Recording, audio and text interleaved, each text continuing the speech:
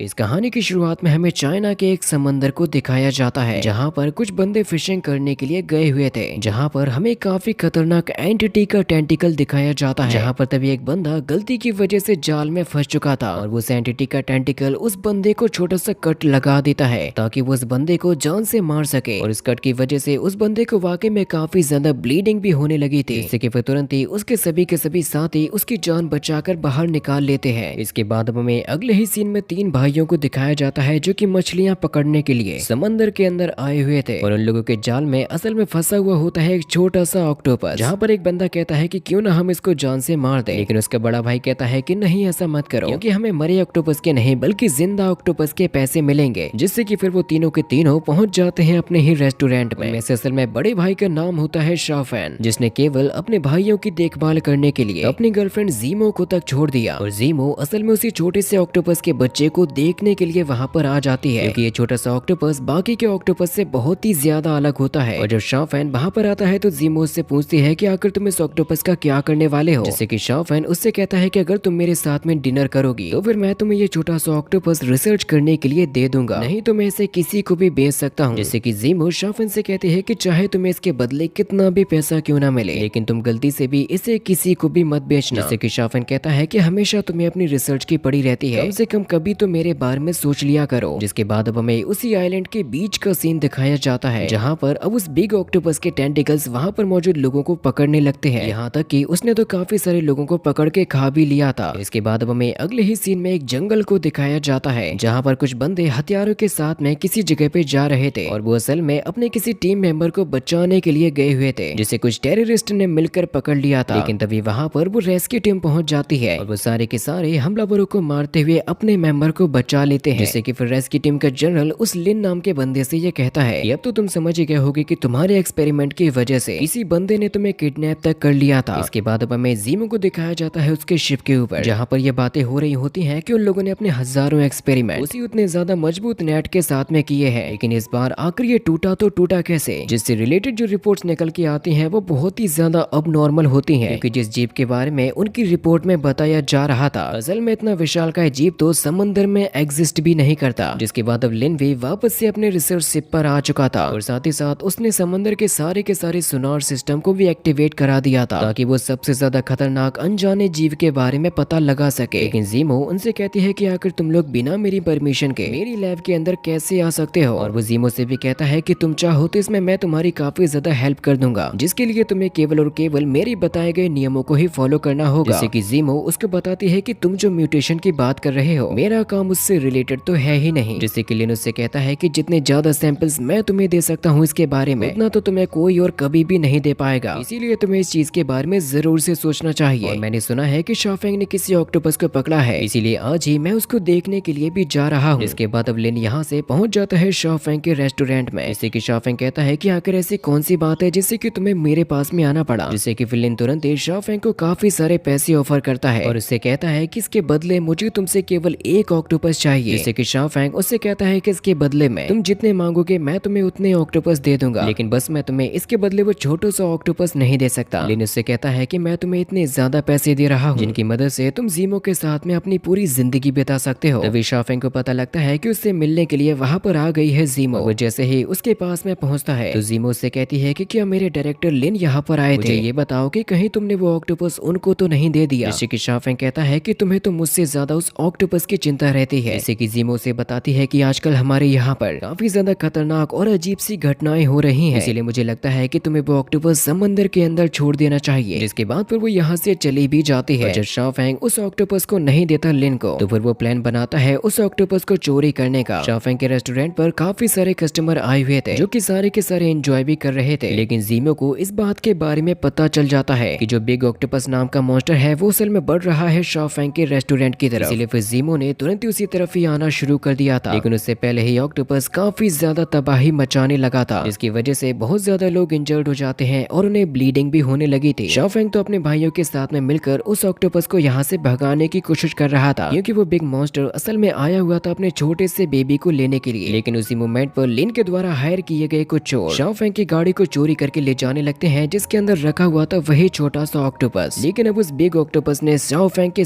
सारे रेस्टोरेंट को तबाह कर दिया था। जीमो जैसे ही वहाँ पर आती है तो शाओफेंग उससे कहता है कि तुम्हें मेरी हेल्प करनी होगी उन लुटेरों का पीछा करने के लिए, जिससे कि फिर वो दोनों ही उन्हीं लुटेरों का पीछा करने लगते हैं। शाओफेंग के भाई भी उन्हीं लुटेरों के साथ में ही फाइट कर रहे थे और फाइनली शाओफेंग पहुंच जाता है अपनी ही गाड़ी के पास में, जिससे कि उसे तो अपनी गाड़ी मिल जाती है, लेकिन जीमो का एक्सीडेंट हो चुका था, जिससे कि फिर शाओफेंग जीमो को बचाकर पहुंच जाता है अपने रेस्टोरेंट पर, लेकिन वो तो पूरी तरीके से ही तबाह हो चुका था, जिससे कि फिर शाओफेंग जीमो के साथ में पहुंच जाता है उसी के घर पर। यहाँ तक कि अब तो न्यूज पर भी उसी बिग मॉन्स्टर के बारे में ही बताया जा रहा था। जीमो शाओफेंग से कहती है कि मैं तुम्हारा कर्ज चुकाने के लिए अपने घर को भी बेचने के लिए तैयार हूँ, लेकिन शाओफेंग उससे कहता है कि नहीं, मैं ऐसा कभी भी नहीं होने दूंगा। इसकी वजह से फिर वो दोनों यहीं पर इंटीमेट होने का डिसाइड करते हैं, लेकिन तभी शाओफेंग को इस बात की खबर लगती है कि उसके दोनों भाई जा रहे हैं फिशिंग करने के लिए, लेकिन शाओफेंग को केवल इसी बात का डर होता है कि कहीं उनके साथ में कुछ ना हो जाए, जिससे कि फिर वो तुरंत ही निकल जाता है जीमो के घर से। और साथ ही साथ उसने तो अपने उस छोटी से ऑक्टोपस को भी लिन को भी बेच दिया था, क्योंकि शाओफेंग को पैसों की भी काफी ज्यादा जरूरत थी। जिस मोमेंट पर तभी जीमो उसके पास में आती है और कहती है कि आखिर तुमने ऐसा क्यों किया? क्या तुम ये नहीं जानते कि ये सारी की सारी तबाही इस छोटे से ऑक्टोपस की वजह से ही हुई थी? शाओफेंग कहता है कि मैं तुम्हारे साथ में अपनी जिंदगी बिताना चाहता हूँ, लेकिन जीमो कहती है कि मेरे ख्याल से अब तुम वो सपने खत्म कर रहे हो। फिर हमें दिखाया जाता है शाओफेंग के दोनों ही भाइयों को, जिनको ये लग रहा था कि शायद उन्होंने किसी बहुत ही बड़ी मछली को पकड़ा है, लेकिन जब ये बोट वापस आती है तो शाओफेंग देखता है कि किसी अनजान जीव ने उन दोनों को ही जान से मार दिया है, जिसकी वजह से उसे इस बात का बहुत ही ज्यादा दुख होता है, क्योंकि उसकी इकलौती फैमिली खत्म हो चुकी थी। वो शाओफेंग से कहती है कि ये जरूर से सब कुछ हुआ होगा उसी छोटे ऑक्टोपस की वजह से। वो कहती है कि तुम मुझे थोड़ा सा वक्त दो ताकि मैं सच्चाई के बारे में पता लगा सकूं। जिसके बाद अब वो जैसे ही पहुंच जाती है अपनी लैब के अंदर, जहां पर उसको लिन की कही गई बात याद आती है कि तुम जब चाहे मेरी रिसर्च को ज्वाइन कर सकती हो। इसीलिए वो तुरंत ही पहुंच जाती है डायरेक्टर लिन के पास में। वो कहती है कि तुम अभी भूल कर भी उस छोटे से ऑक्टोपस को मत मारना, क्योंकि ये बेबी ऑक्टोपस हमारे बहुत ही ज्यादा काम में आएगा। मैं जानती हूँ कि इसके अंदर किसी न किसी तरीके का म्यूटेशन किया गया होगा, लेकिन अब शाओफेंग का डिप्रेशन और भी ज्यादा बढ़ने लगा था। जिसके बाद अब जीमो ने अपनी रिसर्च को करना स्टार्ट कर दिया था, जिससे कि उसको पता लगता है कि ये ऑक्टोपस किसी को भी कोई भी नुकसान नहीं पहुंचाता। इसीलिए वो ये दावा करती है कि वो जो बड़ा ऑक्टोपस है वो जरूर से इस छोटे से ऑक्टोपस की माँ ही होगी। इसी वजह से उसने इतनी ज्यादा तबाही मचाई थी। लेकिन नॉर्मली ऑक्टोपस की एज तो होती है केवल 3 से 4 साल तक ही, फिर आकर ये ऑक्टोपस इतना ज्यादा बड़ा कैसे हो सकता है, जिसकी उम्र बताई जाती है करीबन 75 ईयर्स। इसीलिए जरूर से उस बिग ऑक्टोपस के अंदर कोई ना कोई म्यूटेशन तो हुआ ही होगा, लेकिन उनमें से किसी को भी ये पता नहीं है कि आखिर ऑक्टोपसेस के ऊपर ऐसे म्यूटेशन वाले एक्सपेरिमेंट आखिर कब किए गए थे। इसके बाद अब हम लिन को देखते हैं जो कि अपने ग्रैंडफादर की बुक को देख रहा था, और साथ ही साथ उसके पास में एक टूटा हुआ स्टार भी होता है, और हमें पता चलता है कि अब तो सरकार के द्वारा जीन म्यूटेशन के लिए मंजूरी भी दे दी गई थी। इसके बाद अब हमें लिन की फौज को दिखाया जाता है, जिसने उसे अपने किसी खास मिशन के लिए तैयार किया था, और उसकी कंपनी असल में ह्यूमन एज को बढ़ाने पर काम कर रही है। लेकिन जीमो उससे कहती है कि कुदरत के नियमों को बदलना ये बहुत ही ज्यादा खतरनाक साबित होगा। साथ ही साथ सरकार ने जो मंजूरी दी है तुम उसको पूरी तरीके से फॉलो नहीं करते, जिससे कि लिन कहता है कि मेरी रिसर्च इस दुनिया की उम्र को और भी ज्यादा बढ़ा देगी। जहाँ पर तब यह पहुँचने वाला होता है लिन का जनरल, यहाँ तक कि वो अपने फायदे के लिए लिन के साथियों को ही मारने लगा था। लिन तो जीमो से यह कह रहा था कि मैं इस सब कुछ पैसे कमाने के लिए ही कर रहा हूँ। जिस मोमेंट पर उसे पता चलता है कि लिन के भाई को पकड़ लिया है जनरल ने, जिससे कि लिन उससे कहता है कि तुम्हारे पास में तो सारा का सारा डेटा है, जिसकी मदद से तुम जितना चाहे उतना पैसा कमा सकते हो। जैसे कि जनरल उससे कहता है कि मुझे पैसा नहीं चाहिए, मुझे वो चाहिए जिसे आज तक तुमने छिपा कर रखा था। जिससे कि लिन उससे कहता है कि तुम जो चाहे मैं तुम्हारे लिए वो करूंगा। लेकिन अब साथ ही साथ जीमो ने लिन के कंप्यूटर से सारे के सारे डेटा का पता लगा लिया था, जिसके बारे में अब उसने शाओफेंग को भी बता दिया होता है, जो कि अब इसी तरफ आ रहा है जीमो को बचाने के लिए। कि वो सबसे पहले एक बोट को खरीदता है और आने लगता है जीमो को बचाने के लिए, लेकिन जो असल में लिन की पीए होती है उसी ने सब कुछ बताया था जनरल को, कि वो लिन की नहीं बल्कि जनरल की पीए होती है। लिन ये बताता है कि तुम ये जो सारी की सारी तस्वीरें देखते हो वो सारी की सारी खींची थी मेरे ही ग्रैंडपा ने, जब वो जर्मनी गए थे जीन रिसर्च के लिए। उन्होंने वहाँ पर काफी सारे एनिमल्स के ऊपर प्रैक्टिकल्स भी किए थे, जिनमें एक ऑक्टोपस भी शामिल था, लेकिन वो उनकी गलती की वजह से भाग भी गया था। लेकिन वर्ल्ड वॉर 2 के खत्म होते ही वहाँ पर सारे सबूतों को मिटा दिया गया था। लेकिन इस छोटे ऑक्टोपस की वजह से मुझे ये पता चल पाया कि मेरे ग्रैंडपा ने जो एक्सपेरिमेंट किया था फाइनली वो उसमें कामयाब हो गए थे। लेकिन उनके लैब को ढूंढने के लिए असल में उसे आधे स्टार की जरूरत होती है, जो कि असल में मौजूद होता है जनरल के ही पास में। जनरल ने ये आधे स्टार का टुकड़ा निकलवाने के लिए ये सारी की सारी चीजें प्लान की। इसके बाद अब वो लोग यहाँ पर उस बेबी ऑक्टोपस को लटका देते हैं समंदर में, क्योंकि अपने बेबी को बचाने के लिए वो बिग ऑक्टोपस यहाँ पर जरूर से आएगी। जिस मोमेंट पर तभी वहाँ पर आ जाता है शाओफेंग, लेकिन साथ ही साथ अब यहाँ पर वो बिग ऑक्टोपस भी आ रहे थे, जहाँ पर अब तो जीमो के साथ साथ शाओफेंग को भी पकड़ लिया गया था। जनरल कहता है कि इस बंदे को फेंक दो पानी के अंदर, लेकिन उसके नीचे गिरने से पहले ही बेबी ऑक्टोपस उसकी जान बचा लेता है। लेकिन जैसे ही यहाँ पर बिग ऑक्टोपस आती है तो वो सभी के सभी बंदे उस पर गोलियां चलाने लगे थे। शाओफेंग अपनी जान बचाने के लिए उसी जाल के ऊपर चढ़ने लगता है, लेकिन ये बिग ऑक्टोपस काफी सारे बंदों को जान से मारते जा रहे थे। शाओफेंग अपनी जान बचाकर उस छोटे ऑक्टोपस को पानी में भी रिलीज कर दिया था, लेकिन काफी सारे बंदे उस पर गोली चलाकर उसको मार भी दिए थे, जिससे कि गुस्से में आकर वो बिग ऑक्टोपस आ जाती है सभी के सामने।